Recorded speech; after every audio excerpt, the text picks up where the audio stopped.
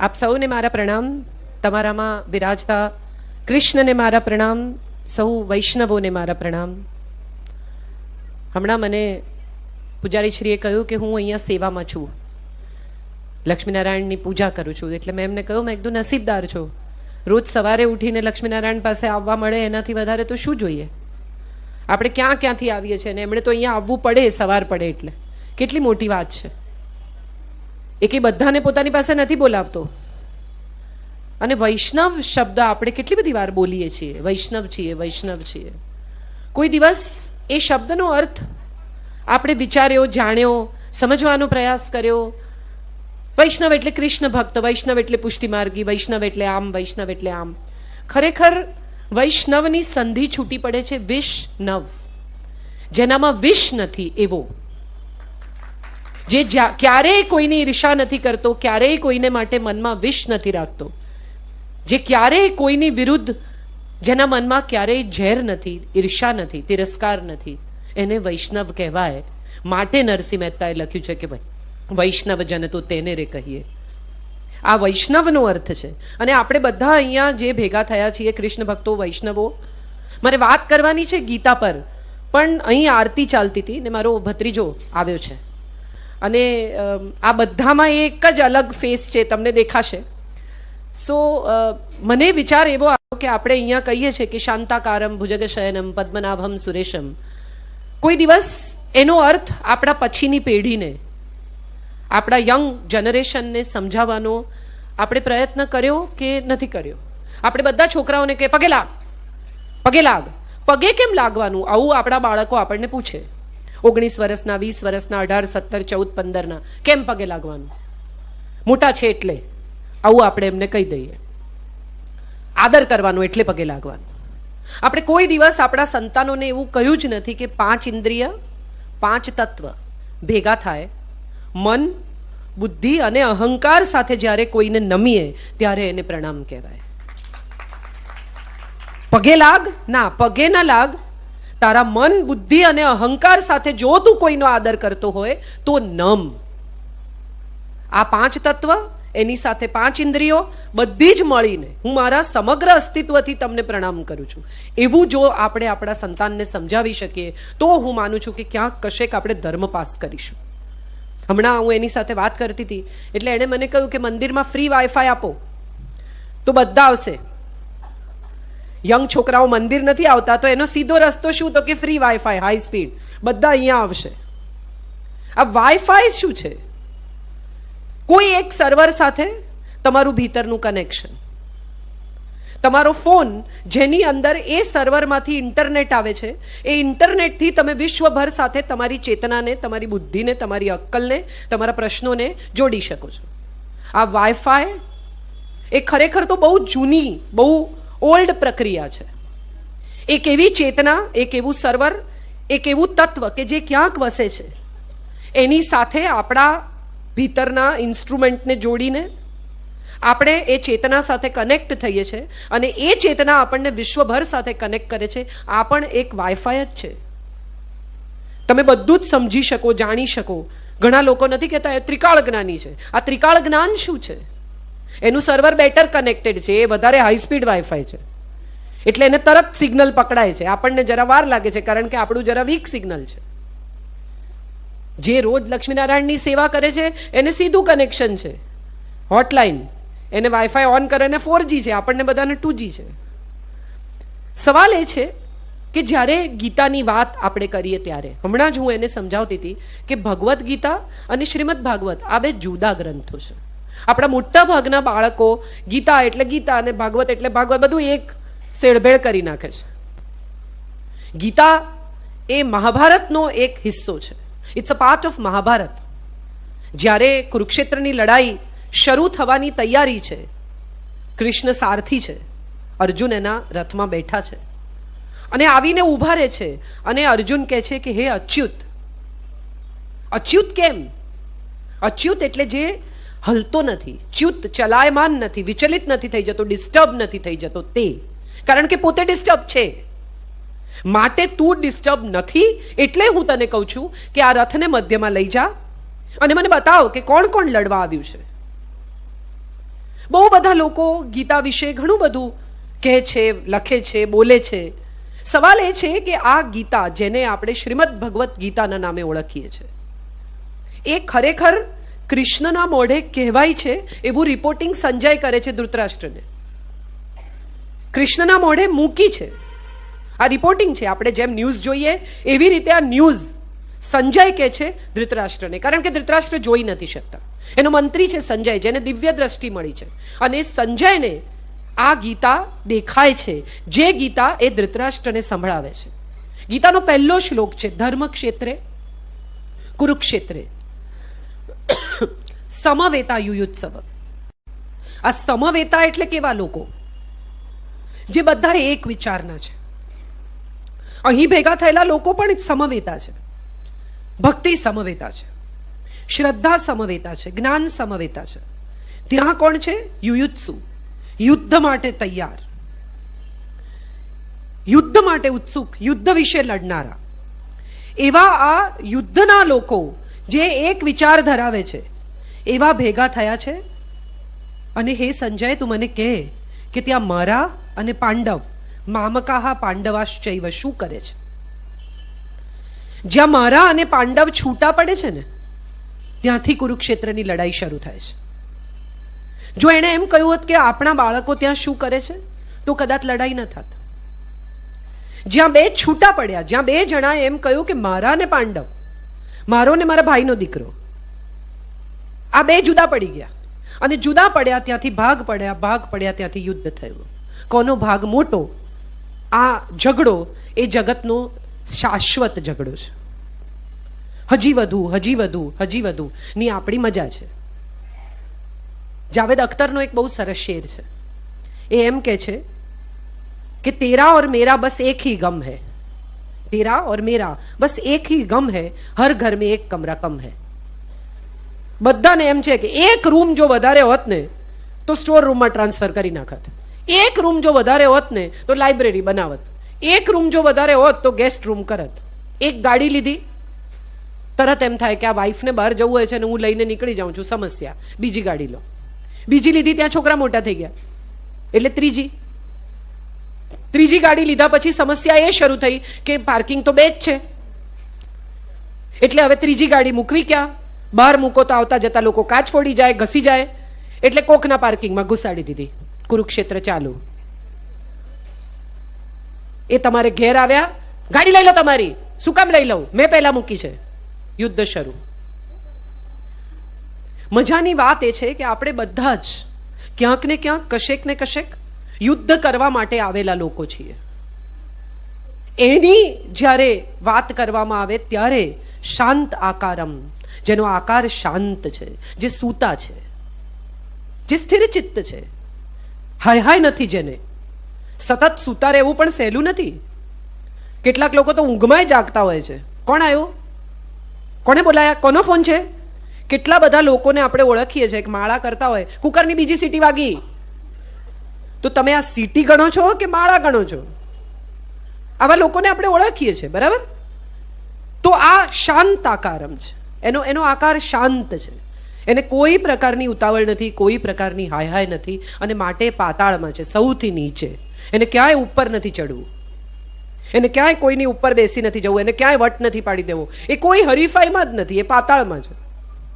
શાંત આકારમ ભુજગ શયનમ, સાપ પર સૂતો છે, ઝેર પર સૂઈ ગયો છે. સાહેબ, તમારા ઘરમાં ખાવાનું બગડી ગયું કે નહીં એ વિષય આપણું મગજ કેટલું ચાલતું હોય છે. ઊંઘમાંથી ઉઠીને આપણે જોઈ આવીએ ફ્રીજમાં મૂક્યું કે નહીં દૂધ, આ લોકોએ બહાર જઈને ફોન કરે, ગીઝર ચાલુ રહી ગયું છે, દૂધ ફ્રીજમાં મૂકજે, દહીં મેળવીને નીકળી છું, એ પાછું ફ્રીજમાં મૂકજે નહીં તો ખાટું થઈ જશે. આ તો સાપ પર સૂતો છે, ઝેર પર સૂતો છે, અને છતાં એ શાંત આકાર છે, માટે એની પૂજા થાય છે. ઝેર પર સૂઈને પણ જે શાંત રહી શકે એની પૂજા થાય, બીજાની ન થાય. ભુજગ શયનમ પદ્મનાભમ, જેની નાભીમાંથી કમળ ઉગ્યું છે. આ કમળ કેમ નાભીમાંથી ઉગ્યું એવું કદી કોઈએ વિચાર્યું, કોઈએ સમજાવ્યું? આપણો બધો મળ અહીં છે. જેટલો કાદવ કિચડ તમે જેટલું ખાઓ, જેટલો કચરો જાય, એ બધો ક્યાં જાય? અહીં ભેગો થાય. અહીંથી નાભીમાંથી, કાદવમાંથી, તમારા મળમાંથી, તમારા શૌચમાંથી, તમારા શરીરના તમામ કચરામાંથી જેણે કમળ ઉગાડ્યું છે, જેની નાભીમાંથી કમળ ઉગ્યું છે, તે પદ્મનાભમ સુરેશમ. સુર એટલે દેવતા, બધા જ દેવતાઓનો જે ઈશ્વર છે. આવા વિષ્ણુની આપણે પૂજા કરીએ છીએ. આવા વિષ્ણુને આપણે કરીએ છીએ માટે આપણે પુષ્ટિમાર્ગી છીએ, માટે આપણે વૈષ્ણવ છીએ. અને સાહેબ, આ જગતમાં કૃષ્ણ જેટલો અદ્ભુત છે ને બીજો કોઈ દેવ જ નથી. કેમ પૂછો? તમારે સવારે 4 વાગે જવું હોય ને તમે ટીન ટીન કરીને લાલાને ઉઠાડો, બિચારો ઉઠી જાય. 4 વાગે એને ભોગ ધરાવી દો, બિચારો ખાઈ લે, કઈ બોલે નહીં. હા ભલે તમારે જવું છે ને, હું તૈયાર. અને કોક દાડો તમારું મગજ છટક્યું હોય ને તમે 12 વાગ્યા સુધી એનું નામ ન લો તો એ બિચારો કે નહીં ખાવા આપો. આટલો ફ્લેક્સિબલ બીજો કોઈ ભગવાન જોયો? માતાજીનો ગરબો લાવો તો તમારે લાવવો પડે બીજા વર્ષે. તમે ગણપતિ લાવો તો કરવટવું, હવે 2 દિવસ તો લાવવા જ પડે. શિવની પૂજા તમે 2 સોમવાર કરો, 2 તોડી નાખો, વેરી બેડ. જો કે મેં બધા વ્રત તોડી નાખ્યા છે, પણ કશુંય તમને બાંધે નહીં.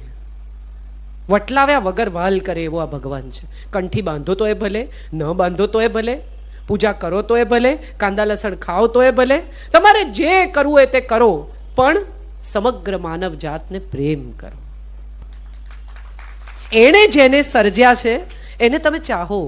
આ નેચરની કેર કરો. આજે અમે ધર્મેશભાઈ સાથે વાત કરતા હતા કે નેચરની તો જે આપણે અત્યારે અહીંયા બધાએ ભેગા થઈને મુંબઈની ભાષામાં વાટ લગાવી છે, બધા જંગલ કાપી નાખ્યા અને મોટા મોટા બિલ્ડિંગો ઊભા કર્યા. હવે તો કે હવે ક્યાંક શાંત જગ્યાએ રિસોર્ટમાં જંગલમાં જઈને 2 દિવસ રહેવું છે. પણ તમે જંગલમાં જતા શું કામ કાપ્યા? જંગલ કાપીને શહેર વસાવ્યા, હવે શહેરમાંથી ભાગીને આપણે જંગલ તરફ જઈએ છીએ. માણસ જાતને ક્યાંય શાંતિ નથી. માટે આ શાંતાકારની પૂજા છે. માટે એની શાંતિ માટે આપણે એની પૂજા કરીએ છીએ. શ્રીમદ ભાગવત એ કૃષ્ણના ચમત્કારોની, એની બાળ લીલાની, એની અદ્ભુત લીલાઓની કથા છે. ઈશ્વર તરીકે જોયો છે. મહાભારતમાં કૃષ્ણ ક્યાંય ચમત્કાર નથી કરતા. તમે જુઓ, એમની સીધી પહેલી એન્ટ્રી ક્યાં થાય છે? દ્રૌપદી સ્વયંવરમાં. પોલિટિકલ સ્કોલર, જ્યાં રાજનીતિ ગૂંચવાઈ ત્યાં પહેલી વાર કૃષ્ણ પ્રગટ થયા, ત્યાં સુધી ક્યાંય આવતા નથી. રાજકારણી છે, ખટપટિયા નથી, કરપ્ટ નથી. અત્યારે તો પોલિટિશિયનની જોડે કરપ્ટ, એનો અર્થ જ હવે તો થોડા વખતમાં ડિક્શનરીમાં આવવાનો છે. પોલિટિશિયન કરપ્ટ, આવો મિનિંગ આવશે થોડા વખતમાં. આ કરપ્ટ નથી, ખટપટિયા નથી, પોલિટિશિયન છે, રાજકારણી છે, મુત્સદ્દી છે, પ્રેમી છે, લંપટ નથી, ડેબોચરસ નથી, વ્યભિચારી નથી, પ્રેમી છે, ચાહે છે ગોપીઓને. ભાગવતમાં આપણે ગોપીઓની વાત આવશે. મજાની વાત એ છે કે આ બધાની વચ્ચે જ્યારે અર્જુન કૃષ્ણને કહે છે કે રથ લઈ જા, તો કૃષ્ણ એને કહી શકે કે હું અક્કલ વગરની વાત કરે, હવે લડવાનું કામ કરને ભાઈ, આ બધું વચ્ચે લઈ જા ને મગજમારી કરે છે. આ ટાઈમે આપણે ગાડી લઈને નીકળીએ અને ડ્રાઈવરને કહીએ કે ભાઈ તું આ રસ્તેથી લઈ લે, તો ડ્રાઈવર તમને કોઈ દિવસ એમ કે ના આ રસ્તેથી નહીં લઉં, આ રસ્તેથી લઈશ. એનું કામ શું છે? તમે જે કહો તે કરવાનું. એ સારથી છે. અત્યારે એણે એ રોલ પૂરી શ્રદ્ધાથી, પૂરી નિષ્ઠાથી નિભાવ્યો. પોતે ઈશ્વર છે એવું કહેતા નથી અર્જુનને કે આ વચ્ચે જઈશ તો તારું આવી બનશે, આ બધાને જોઈશ ને લડી નહીં શકે. એને તો ખબર જ છે કે આ ઢીલો પડી ગયો છે, આ નહીં લડી શકે. તમે વિચાર કરો, આ કથા પતી ગઈ, મહારાજશ્રીએ કહ્યું કે કાજલબેન બોલવાના છે, અને હું લઈ જાઉં ધર્મેશભાઈને ખૂણામાં કહું કે બોલા એવું લાગતું નથી, ફટકારે મને અહીંયા જ કે તો અહીં સુધી શું કામ આવ્યા? બુદ્ધિ નથી તમારામાં? આટલા 500-700 લોકો માટે પણ જો એવું થઈ શકે તો 18 અક્ષૌહિણી સેના જ્યાં ઊભી છે, 64,32,000 લોકો લડવા ભેગા થયા છે, અને ત્યાં એ પોતાના શસ્ત્રો મૂકીને એમ કે છે કે મારાથી લડાશે નહીં, મારા પગ ધ્રુજે છે, ગળું સુકાય છે, ગાત્રો શિથિલ થઈ ગયા છે, હું લડી નહીં શકું. અને ત્યારે એક થપ્પડ મારે જો કૃષ્ણની જગ્યાએ કોઈ બીજું હોય તો કે બેવકૂફ, આ બધું કાલ સાંજે કહેવાનું હતું શિબિરમાં, અહીં સુધી આ તાઇફો કરવા લાવ્યો છો તું મને, મારી ઇજ્જત કાઢવા? આ કૃષ્ણ છે. શાંત ચિત્તે પહેલો આખો અર્જુન વિષાદ યોગ પૂરો થાય છે. તમે કોઈ પણ દિવસ કોઈ પણ સાયકેટ્રિસ્ટને ત્યાં જાઓ તો શાંત ચિત્તે તમે જે કહો છો ને એ પહેલું એ સાંભળી લે. કોઈ પણ સાયકોલોજિસ્ટ, કોઈ પણ સાયકેટ્રિસ્ટ તમારી વાત સાંભળે પહેલા. તમે ખાલી થાઓ, તમારે જે કહેવું છે તે કહી દો, એ પછી એ તમને સલાહ આપવાની શરૂ કરે. કૃષ્ણ જેવો કોઈ સાયકેટ્રિસ્ટ નથી. શાંત ચિત્તે અર્જુનને જે કહેવું છે તે પૂરું થાય છે, વિષાદ યોગ પૂરો થાય છે, અને પછી પોતાની વાત કહેવાની શરૂ કરે છે ખાલી કરીને. એક ગુરુ હતા, એનો શિષ્ય રોજ એની પાસે જઈને એને કહે મને જ્ઞાન આપો, મને જ્ઞાન આપો, મને જ્ઞાન આપો. તે ગુરુએ એક દિવસ કહ્યું કે આ ટી છે ને, કેટલીમાં ભરી છે ચા, એને કપમાં રેડ. એટલે પેલા જોયું ને કહ્યું કરે આમાં તો ઓલરેડી ચા છે, હું કેવી રીતે રેડું? એટલે ગુરુએ કહ્યું રેડે તો શું થાય? રેડ. તો એને કહ્યું છલકાઈ જાય, આમાં માયા જ નહીં ને, ઓલરેડી ચા છે. અને ત્યારે ગુરુએ કહ્યું કે જ્ઞાનનું પણ એવું જ છે, ખાલી થવું પડે તો કશું ભરાય. તારામાં બહુ બુદ્ધિ હોય તો હું તને નહીં બુદ્ધિ આપી શકું. રિક્ત થઈને આવ, ખાલી થઈને આવ, શરણે આવ. સર્વધર્મ પરિત્યાજ્ય મામેકમ શરણમ વ્રજ. બધું છોડીને મારા શરણે આવ તો સ્વીકારું. એમ તું તારું અડધું ચલાવે ને મારું અડધું ચલાવે ને એવું કંઈ થાય નહીં. આપણા બધાના પ્રોબ્લેમ શું છે? આપણા બધાના જ છે. હું એવી છું કે માતાજીને બોલાવી, એણે ના સાંભળ્યું તો શંકર ભગવાન, શંકર ભગવાનનું ના ચાલ્યું તો હનુમાન ચાલીસા, હનુમાન ચાલીસા ના ચાલ્યા તો સાંઈ બાબા. રોજ નવો ભગવાન ભજી જોવું અને જોવું કે આપણું કામ કોણ કરે છે. આ સરકારી ઓફિસ નથી, આ ભગવાન છે. એને રોજ જુદા જુદા બોલાવશો ને તો બધાને એમ થશે સાંઈ બાબાને થશે કે શંકર કરશે, ને શંકરને થશે કે માતાજી કરશે. બધા એકબીજાને સોંપશે ને છેલ્લે કામ થશે નહીં. એક દિવસ એક માણસ હોડીમાં જતો હતો, હોડીમાં કાણું પડ્યું. એટલે એ માણસે પહેલાં બહુ માતાજીની સ્તુતિ કરી, વિશ્વંભરી અખિલ વિશ્વતણી જનેતા આવ મને બચાવો. પણ કંઈ માતાજી તો આયા નહીં. એને થયું માતાજી નથી આવતા, એના વરને બોલાવું, શંકરને. નાગેન્દ્ર રાય, ત્રિલોચનાય, ભસ્માંગરાય, મહેશ્વરાય આવ. પણ કંઈક શંકર પણ આવ્યા નહીં. હનુમાન ચાલીસા કર્યા, જય હનુમાન જ્ઞાન ગુણસાગર, પણ હનુમાન પણ આવ્યા નહીં. હવે એણે ખૂબ વિચાર્યું, કહું આપણે વિઘ્નહર્તાને બોલાવીએ. આ બધું વિઘ્ન આવ્યું છે ને, એટલે એણે ગણપતિની સ્તુતિ કરી. અથર્વ શીર્ષ ગણપતિ આવ્યા અને બોટના કિનારે નાચવા માંડ્યા. એટલે પેલાએ કહ્યું કે તને શરમ નથી આવતી? આ બોડી હમણાં ડૂબી જશે, તું નાચે છે અહીંયા, મારો જીવ જશે. એટલે ગણપતિએ કહ્યું કે કેમ દર વર્ષે મને ડૂબાડીને તું નાચે છે ને, હવે મારો વારો. તું નથી લઈ જતો મને નાચતો નાચતો ડૂબાડવા, આ વર્ષે હું તને ડૂબાડીને નાચું. મજાની વાત એ છે કે આપણે કોઈ દિવસ ઈશ્વરને ઈશ્વરની જેમ જોયો જ નથી. પથ્થરની મૂર્તિ છે, છૂટા ફૂલ ફેંકો, છૂટા ચોખા મારો, એના પર દૂધ ઢોળો, એને ત્રાસ વર્તાવો, ચીકણું ઘોંઘાટ ગંદકી એવું કરી મૂકો કે કંટાળીને ત્યાં રહે જ નહીં. હમણાં થોડા વખત પહેલા મારા ઘરની પાછળ આખી રાત હનુમાન ચાલીસા ચાલ્યા. એટલે રાતે 12 વાગે મેં પોલીસને ફોન કર્યો. મેં કીધું ભાઈ આ લાઉડ સ્પીકર હવે ત્રાસ આપે છે, કોક આવો. એટલે પોલીસની મોબાઈલ વાન આવીને એ લોકોએ બંધ કરાવ્યું. પછી જે લોકોએ આ હનુમાન ચાલીસા રાખેલા એ લોકોએ તપાસ કરી કે ભાઈ ફોન કોણે કર્યો હતો. એટલે ખબર પડી કે કાજલે કર્યો હતો. એટલે એ બધી આખી કમિટી મને મળવા આવી. એટલે મેં કીધું 12 વાગ્યા ને પછી હનુમાનજીએ કંટાળ્યા, એટલે મેં કીધું મેં બંધ કરાવ્યું લાઉડ સ્પીકર. એટલે કે તમને કોણે કીધું? મેં કીધું હનુમાનજીનો ફોન આવ્યો મારા પર કે બેન આ ઘણું થયું, હવે બંધ કરાવો. એટલે એક ક્ષણ માટે એ લોકોને એમ થયું કે આ શું કહે છે. પછી એમને સમજાયું કે હું મજાક કરું છું. મહત્વની વાત એ છે કે ઈશ્વરને પણ ઘોંઘાટ, અવાજ, ત્રાસ નથી ગમતો.